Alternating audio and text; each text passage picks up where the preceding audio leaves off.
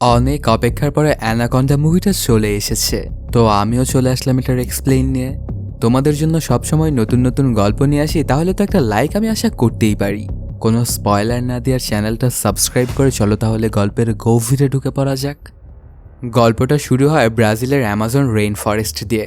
সেখানে একটা জিপে এনা নামের এক মেয়ে এবং অন্য একটা ছেলেকে দেখা যায়। এনা তখন ছেলেটিকে ম্যাপ দেখিয়ে বলে, আমাদের এই রোড দিয়ে এখান থেকে বেরিয়ে যাওয়া উচিত। ছেলেটা জানায় এই জঙ্গলটা আমাদের জন্য একদমই সেফ নয়, এর জন্য এখান থেকে আমরা কোথাও যাব না। ওদের মধ্যে কোনো একটা জিনিসের আতঙ্ক দেখা যাচ্ছিল, আবার এই জঙ্গলে থাকা বিভিন্ন প্রাণীদেরকে ওরা অনেক ভয় পাচ্ছিল। তারপরেও এনা বারবারই বলতে থাকে, আমি কোনোভাবেই এখানে থাকতে পারবো না। এটা বলেই জিপ থেকে নেমে সে একা একাই চলে যায়। ছেলেটি বারবারই এনাকে যেতে নিষেধ করলে কোনো কিছুই শুনছিল না এনা। এনা তার মোটরসাইকেল স্টার্ট দিতেই দুজন লোক এনাকে ধরতে ছুটে আসে। এনা ছিল নদীর ওই পারে। এনাকে ধরার জন্য দুজন বোটে ওঠে। বোটে ওঠার পরপরই একজন পানিতে পড়ে যায়। ঠিক তখনই দেখা যায় বিশাল আকৃতির একটা সাপ তাকে পেঁচিয়ে পানির নিচে নিয়ে যায়। কাহিনীটা শিফট করে আর পরপরই দেখানো হয় ডাককে। সে আসলে একজন ওয়েডিং ভিডিওগ্রাফার। সেটা আজকাল খুব একটা ভালো যাচ্ছে না। এর পরপরই আমাদেরকে দেখানো হয় গ্রিফের সাথে। গ্রিফ আসলে একজন ব্যাকগ্রাউন্ড আর্টিস্ট। এই কাজটা খুব ভালোভাবে না পারাতে তাকে বাদ দিয়ে দেওয়া হয়েছে। তাই স্টুডিওতে ভেতরে অ্যানাকন্ডার সিনেমার পোস্টার দেখে গ্রিফকে আফসোস করতে দেখা যায়। সে সময় তার ফোনটা চেক করলে দেখে ডাক তাকে ভয়েস মেল পাঠিয়েছে। ডাক আর গ্রিফ আসলে দুই বন্ধু। ডাক তখন তাকে অভিনন্দন জানায় তার নতুন মুভিতে অভিনয় করার জন্য, সাথে তাদের যে অনেকদিন ধরে দেখা হয়নি এটাও জানায়। এদিকে ডাক ওয়েডিং ভিডিওগ্রাফির মিউজিক তৈরি করতে গিয়ে নিজেই ভুলে গিয়েছিল যে আজকে তারই বার্থডে। তাই তার স্ত্রী গিয়ে নিজে তাকে বাড়িতে নিয়ে আসে। ডাক বাড়িতে আসতেই ছেলে বাবাকে বার্থডে সারপ্রাইজ দেয়। তাকে সারপ্রাইজ দেওয়ার জন্য অনেক পুরনো বন্ধুও চলে আসে। তাদেরকে দেখে অনেক খুশি হয়ে যায় ডাক। তবে সবচাইতে বেশি খুশি হয় গ্রিফকে দেখে। গ্রিফও এসেছে ওকে সারপ্রাইজ দেওয়ার জন্য। এগুলো সবগুলোই প্রায় ওর বাল্যকালের বন্ধু। বাল্যকালের ডাক এবং গ্রিফ নিজেদের মতো করেই একটা সিনেমাও বানিয়েছিল। এটা গিফট হিসেবে সবার সামনে ছোট্টবেলার মুভিটা প্রেজেন্ট করে। এই মুভিটা আবার সবাই এনজয় করে। সবচাইতে বেশি খুশি হয় ডাক নিজেই। পরের দিন গ্রিফ, ডাক, কেনি এবং ক্লায়ার একসাথে চায়ের আড্ডায় বসে। আর সেখানে সবাই মিলে স্মৃতিচারণ করতে থাকে অ্যানাকন্ডা মুভির প্রসঙ্গটা উঠায় আসলে গ্রিফ। এটার কথা ওঠানোর পরপরই সে জানায়, অ্যানাকন্ডা মুভির রাইটস আমার কাছে আছে। জাপানি রাইটার আমার অভিনয়টা দেখে আমাকে ওর রাইটসটা দিয়েছিল। আমরা কিন্তু অ্যানাকন্ডার রিমেকটা করতে পারি চাইলে। আর এটা করতে হলে আমাদেরকে যেতে হবে অ্যামাজন ফরেস্টে। হয়তোবা আমরা চারজন মিলে ছোট পরিসরের রিমেকটা করতে পারি। এটা শুনে রাজি হয়ে যায় কেনি। মত দেয় ক্লায়ারও। গ্রিফ ক্লায়ারকে তখন বলে, তোমাকে তো লাগবেই, কারণ তুমিই হচ্ছে আমাদের প্রডিউসার। দুইজন মত দিলেও তৎক্ষণাৎ ডিসিশনটা নিতে পারে না ডাক। ডাক তখন গ্রিপকে বলে, আমার স্ত্রী আছে, ছেলে আছে, আবার জবও আছে। গ্রিপ তখন অনেক করে ড্রাককে বোঝাতে থাকে, তুই ছোট থেকে তো হলিউডে অভিনয় করতে চেয়েছিলি। তাছাড়া তোর আবার কিসের জব? তোর ওয়েডিং ভিডিওটা তো খুব ভালো মতো যাচ্ছে না। তুই বিয়ে করে দেখে একদমই বদলে গেছিস। তারপর ডাক যখন বাড়িতে এসে পৌঁছে তখন ওর স্ত্রী ওকে বলে, সবার সাথে তুমি মুভিটা করলেই তো পারো। শেষমেশ রাজি হয়ে যায় ডাকও। ওদের চার বন্ধুদের মাঝে উৎসবের আমেজ তৈরি হয়ে যায়। গ্রিফ তখন ডাককে জিজ্ঞেস করে, বাজেট কত লাগতে পারে? ডাক তখন ভিএফএক্স, সিজিআই, বোর্ড শুটিংয়ের জন্য রিয়েল সব অ্যারেঞ্জমেন্ট মিলিয়ে জানায় 22 কোটির মতো তো লাগবেই। তারপর ওরা সবাই মিলে চলে যায় একটা ব্যাংকের লোন নেওয়ার জন্য। আর সেখানে মাত্র 8 লক্ষ টাকা লোন পায়। তাই ডাক সব কিছু কাটসাট করে নিয়ে আসে 34 লাখে। কোথায় 22 কোটি আর কোথায় হলো 34 লাখ? এটা কোনোভাবেই তো পসিবল নয়। ডাক খুব সুন্দর করে নতুন একটা স্ক্রিপ্টও লিখে ফেলে। আর ডিরেক্টর হিসেবে সে নিজের নামই বসায়। শুটিংয়ের জন্য সে ঘর থেকে বের হলে সেলে ডাক দেয় ওর কাছে। তখন ডাকের হাতে একটা ভাস্কর্য তুলে দেওয়া হয়, যেটা দেখতে একদম অস্কারের মতো ছিল। তার পরপরে ওরা চার বন্ধু মিলে চলে আসে অ্যামাজনে। সেখান থেকে বোটে করে তারা গভীর জঙ্গলের ভেতরে যাবে। এসে ডাক সবাইকে বোঝাতে থাকে, অ্যানাকন্ডা কিন্তু পানির ভেতরে থাকে। আর তারা কিন্তু অনেক হিংস্রভাবে মানুষকে অ্যাটাক করে। ওদের মধ্যে একজন আবার জিজ্ঞেস করে, এগুলো কি সব সত্য? চার বন্ধুর মধ্যে একজন আবার বলে উঠেছে, হ্যাঁ এগুলো সব সত্য। অ্যানাকন্ডা সাপ সত্যি সত্যিই আছে। যে এইসব কিছু বলছিল তার নাম হলো কার্লোস সান্তিয়াগো। শুটিংয়ের সময়কার সাপগুলো সেই প্রোভাইড করবে। আসলে সাপকে সে তার সাথেও নিয়ে এসেছে, সে সাপ পালন করত। সাপকে কার্লোস সে তার বন্ধু ভাবত। কার্লোস যে সাপগুলো নিয়ে এসেছিল সেগুলো ছিল বক্সের মধ্যে বন্দি। সবাই দূর থেকে দেখে। সেই জায়গাটাতে অ্যানাকেও দেখতে পাওয়া যায়। অ্যানাকে খোঁজার জন্য আবার দুজনে পিছু নেয়। অ্যানা তাই নিজেকে আড়াল করে ফেলে। তার পরপরই হাতে পেয়ে যায় একটা বোটের চাবি। যে বোটের চাবিটা হাতে পায় সেই বোটে করে গ্রিফ ডাক শুটিংয়ের জন্য যাবে।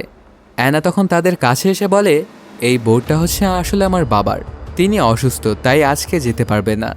এদিকে সবাই তো একদম প্রস্তুত হয়ে এসেছিল। এক একজন বলে, আমরা স্বপ্নের মুভি শুটিং করতে যাচ্ছি, এই বোটটা না পেলে আমাদের লস হয়ে যাবে। এনা তখন আর কি করবে, সে তখন সবাইকে বোটে উঠিয়ে নেয় আর বোটটা চালু করে। বোটে ওঠার পর কার্লোস তার সাপের বসটা দ্রুত রাখলে এটার ঢাকনাটা কিছুটা সরে যায়। আর অন্যদিকে দেখা যায় যারা এনাকে খুঁজছিল তারা চলে আসে বোট কর্তৃপক্ষের কাছে আর জিজ্ঞেস করে গত 3 ঘন্টায় কি কোনো বোট এখান থেকে রওনা দিয়েছে। এবার ভয় দেখে লিস্টটা নিয়েও ফেলে। ওইদিকে বোটে প্রথম দিনের শুটিংয়ের আগে ভালোভাবে যেন মুভিটা নির্মাণ করতে পারে এই জন্য প্রে করে সবাই। পরের দিনই শুরু হয়ে যায় শ্যুট। অভিনয় করতে থাকে গ্রিফ এবং ক্লায়ার, কখনো ক্যামেরাম্যান থাকে তো কখনো ডাগ। এর পাশাপাশি ওরা একটা ডকুমেন্টারিও শ্যুট করছিল। যেহেতু এখানে সবাই বন্ধু তাই সবার মাঝে একটা আলাদা ভিডিও বানাচ্ছিল স্মৃতিচারণের জন্য। কার্লস আবার দেখিয়ে দেয় কিভাবে সাপের সিনগুলো হবে। এর মধ্যে গ্রিফ এবং ক্লায়ারের একটা কিস সিন আসে। এই ব্যাপারটা আবার ক্লায়ার খুব এনজয় করে। হয়তোবা ক্লায়ার গ্রিফকে পছন্দ করত, কিন্তু কোনো কারণে ওকে পায়নি, এই জন্যই সিনটা আবারও রিটেক করতে বলে। এক কথায় ওরা 4 বন্ধু খুব মজার সঙ্গে অ্যানাকন্ডার রিমেক করতে শুরু করে। অ্যানাকন্ডাতে আমরা দেখেছিলাম নায়িকার পুরো ফ্যামিলিকে শেষ করায় নায়িকা অ্যানাকন্ডাকে মেরে প্রতিশোধ নিতে এসেছে। গ্লায়ার আসলে সেই অভিনয়টাই করছিল। প্রথম দিনের শুটিং শেষে ডাক গ্রিফকে বলে, আজ ক্লায়ারের সাথে কিসিং সিনে মনে হয়েছে তোরা দুজন একদম কলেজ লাইফে ফিরে গিয়েছিস। দুজন দুজনের দিকে যেভাবে তাকিয়েছিলি। রাত্রেবেলাতে খাবার টেবিলে গ্রিফ সবাইকে বলতে থাকে, আমি স্ক্রিপ্টে একটু চেঞ্জ আনতে চাই। ক্লায়ার তো মারা যাবেই, সেই সঙ্গে নিজের মাথায় সে নিজেই আঘাত করবে। ডাকের আবার এই আইডিয়াটা অনেক পছন্দ হয়, তাই সেই শর্তটাই রাজি হয়। খাবার টেবিলে এক একজন এক একভাবে দেখিয়ে দিতে থাকে যে সিনগুলো কিভাবে শ্যুট হবে। বাদ যায় না ক্লায়ারও। সবাই যখন এটা নিয়ে বকবক শুরু করেছিল তখন প্রচণ্ড বিরক্ত হয়ে যায় অ্যানা। রাতে সবাই ঘুমিয়ে গেলে কার্লোসের নিয়ে আসা সাপটা বক্স থেকে বের হয়ে সোজা চলে আসে গ্রিফের রুমে। গ্রিফ তো সাপটাকে দেখে ভয়ে চিৎকার দিয়ে ওঠে। চিৎকার করে উঠলে সবাই জেগে যায়। গ্রিফ তখন কেনিকে বলে, এটা তুই কি সাপুড়ে ধরে আনলি? সাপকে ঠিকমতো সে বন্দিও রাখতে পারে না। কার্লোস তখন বলে, কোনো সমস্যা নেই, আমার সাপ কখনো কাউকে কিছুই করবে না, আমি যা বলবো কে ও সেটাই করবে। পরের দিন গ্রিফের সাথে হয় সাপের শ্যুট। প্রথমে যখন ওর সামনে সাপটা আনা হয় তখন সে অনেক ভয় পেয়ে যায়। পরের বার সাপকে অনেক ভয় পেয়ে সে তো পানিতেই ছুঁড়ে মারে। পানিতে থাকা ভয়ঙ্কর প্রাণীগুলো সাপটাকে একদম ছিন্ন বিচ্ছিন্ন করে খেয়ে ফেলে। আসলে কার্লোসের এই সাপটা ছিল বেস্ট ফ্রেন্ডের মতো। বেস্ট ফ্রেন্ডকে হারিয়ে কার্লোস শোক পালন করছিল। তারপরই সেই সাপের মাথাটা আগুনে পুড়িয়ে ওকে চির বিদায়ও দেয়। অন্যদিকে অ্যানাকে ধরার জন্য পিছু নেয় শত্রুগুলো। তারা ছোট্ট একটা বোট নিয়ে নদীতে নামে। এর মধ্যেই দেখা যায় একজনকে বিশাল বড় একটা সাপ খেয়ে ফেলে। এদিকে কার্লোসকে সান্ত্বনা দেওয়ার জন্য গ্রিফ কার্লোসের কাছে চলে আসে, জানায় তার একটা বন্ধু মারা গিয়েছে। তাই সে খুব ভালো করেই জানে যে বন্ধু মরার কষ্ট কতটা বেশি। এটা শুনে কার্লোস জিজ্ঞেস করে, তোমার বন্ধু কি সাপ ছিল? তখন গ্রিফ বলে যে না, মানুষ ছিল। তার পরপরই গ্রিফ তার অভিনয় জীবনের কাহিনীগুলো বলতে থাকে কার্লোসকে।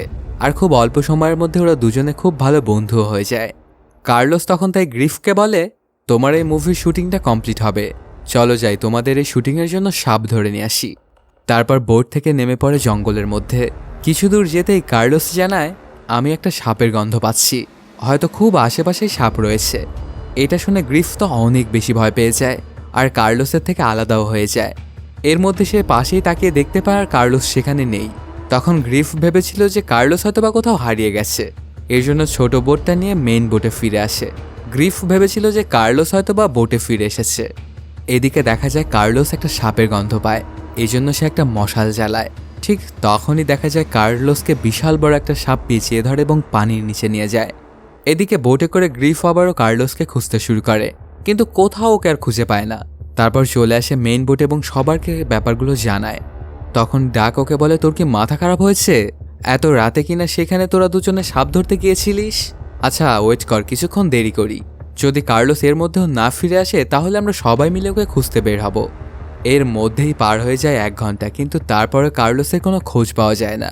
তাই সবাই মিলে কার্লোসকে খোঁজার উদ্দেশ্যে বের হয়ে পড়ে। অনেক করে খোঁজাখুঁজি করতে থাকে চারিদিকে। এদিকে দেখা যায় এনাকে খোঁজার জন্য শত্রুরা চলে আসে ওই বোটে, কিন্তু এনাকে ওরা খুঁজে পায় না। তাই সবাইকে তারা অ্যালার্ট হতে বলে। এদিকে কার্লোসকে খুঁজতে খুঁজতে সবাই কার্লোসের দেখা না পেলেও একটা গাড়ির সন্ধান পায়। এই গাড়িটার মধ্যে রাত কাটানোর জন্য সবাই গাড়িটাতে ওঠে। গাড়িতে ওঠার পরপরই সবাই কিছু একটা শব্দ পায়। গাড়ির গ্লাসটা দিয়ে গ্রিফ লাইট ধরে রাখে বাইরে। ঠিক তখনই দেখা যায় রক্তমাখা অবস্থায় কার্লোস এসে গাড়ির ওপরেই পড়ে। তার পরপরই সেখানে চলে আসে বিশাল আকৃতির একটা সাপ এবং ওকে নিয়েই চলে যায়। এই ব্যাপারটা দেখে তো গাড়ির মধ্যে থাকা সবাই ভয়ে কেঁপে ওঠে। তখন ডাককে গাড়িটা স্টার্ট দিতে বলে, কিন্তু এই গাড়িটা কিনা নষ্ট, এটা স্টার্ট নেয় না। গাড়িতে যে কী সমস্যা আছে এটা চেক করার জন্য কেউ যে বাইরে বের হবে এ সাহসটুকু ওদের নেই। তবে এখানে ওদের থাকাটাও রিস্কি, তাই শেষ পর্যন্ত বের হয় ডাক। কোনো শব্দ ছাড়াই সে গাড়িটা ঠিক করে। তারপর যখনই সে গাড়িটা অন করতে বলে ঠিক তখনই সাপটা ডাগের উপরে চড়াও হয়। সাথে সাথেই ডাগ অনেক চালাকির মাধ্যমে ঢুকে পড়ে গাড়ির ভেতরে এবং এই যাত্রায় সে বেঁচে যায়। ডাক গাড়িতে ওঠার পরে সবাইকে জানায়, আমি ডাইনোসরের মতো কিছু একটা দেখলাম বোধহয়। ওরা সবাই মিলে গাড়ি নিয়ে যাওয়া শুরু করতেই শত্রুরা মোটরসাইকেল নিয়ে ওদের পিছু নেয়।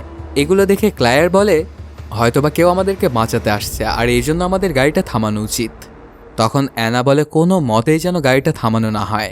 গাড়িতে থাকা পিস্তল বের করে শত্রুদের সে মারতে শুরু করে। সাথে জানায় ওরা হচ্ছে মাইন গোল্ড স্মাগলার। জঙ্গলে তাদের কবলে যারা পড়ে তাদের সবাইকে তারা মেরে ফেলে। অনেক ভয়ঙ্কর ওই লোকগুলো। এনা যখন গুলি চালাচ্ছিল তখন কেনি আবার সেটা ভিডিও করতে থাকে। একসময় বোটের কাছাকাছি এসে গাড়িটা থামায় এবং গিয়ে বোটে উঠতে যায়। তখন এনা একটা ভিন্ন পথ ধরে ওদেরকে নিয়ে যায়। ওরা যখনই বোটে উঠতে যায় ঠিক তখনই শত্রুর বন্দুকের মুখোমুখি হয়। তখন এনা সকল শত্রুদেরকে মেরে সবাইকে উদ্ধার করে ফেলে। বোটে ওঠার পরে সবাইকে জানায়, আমাকে বাঁচতে হলে নর্থের দিকে আগাতে হবে, ওইটাই আমার বাঁচার একমাত্র পথ। ডাক তখন বলে যে ঠিক আছে, তাহলে আজকের মতো শ্যুটটা এখানেই প্যাক আপ। গ্রেস তখন বলে আমরা অনেক কষ্ট করে এখানে এসেছি, অনেক শ্যুটও করেছি, এখন আবার আমরা পিছনে কিভাবে যাই? ডাক তখন বলে আচ্ছা আমরা আসলে কি মুভি বানাবো, নিজেরাই তো রয়েছি এখন একটা সিনেমার মধ্যে। কিন্তু তৎক্ষণাৎই ডাগের আবার মনে পড়ে যায় ছেলের দেওয়া ওই অস্কারের মতো দেখতে ওই গিফটটার কথা। তখন ডাগ আবার বসে পড়ে স্ক্রিপ্ট লেখার জন্য। ওর মাথায় এনাকে নিয়ে আবার একটা খুব সুন্দর আইডিয়াও চলে আসে। এনা যেহেতু বন্দুক চালাতে পারে তাই তাকে নিয়ে এই স্ক্রিপ্টটা একটু ইম্প্রোমাইজ করে। তারপর এই ব্যাপারগুলো পরদিন আবার সবাইকে খুলে বলে আমরা তো এনাকন্ডার সাথে লড়ছি, সাথে একবার একটা গানম্যানের সাথেও লড়বো, রিমেকে না হয় নতুন কিছুই থাকলো। এই কথাগুলো শুনে সবাই আবার একটু খুশিই হয় এবং সবাই খুব ভালো অভিনয় করতে থাকে আর অ্যানার অনেক প্রশংসা করতে থাকে। ডাক যখন এনাকে অনেক বেশি প্রাধান্য দিচ্ছিল তখন গ্রিফ এবং ক্লায়ার বলে আমরাই কিন্তু সিনেমার মুখ্য চরিত্র ছিলাম, তবে ডাক ওদের কথায় কোনো পাত্তাই দেয় না। তখন গ্রিফ বলে এখন আমরা কিনা সাইড ক্যারেক্টার হয়ে গেলাম। তখন অনেক আফসোস করে গ্রিফ ক্লায়ারকে বলে জীবনে আমি কিচ্ছু করতে পারলাম না, কোনো ক্যারিয়ারই নেই আমার জীবনে, না করতে পারলাম বিয়ে আর না হলো ঠিকমতো অভিনয়, আমার জীবনে কিছুই হলো না, অ্যাটলিস্ট তুমি তাও জব করো। ক্লায়ার তখন বলে তুমি একদমই চিন্তা করো না, তোমার যৌবন তো এখনও আছে।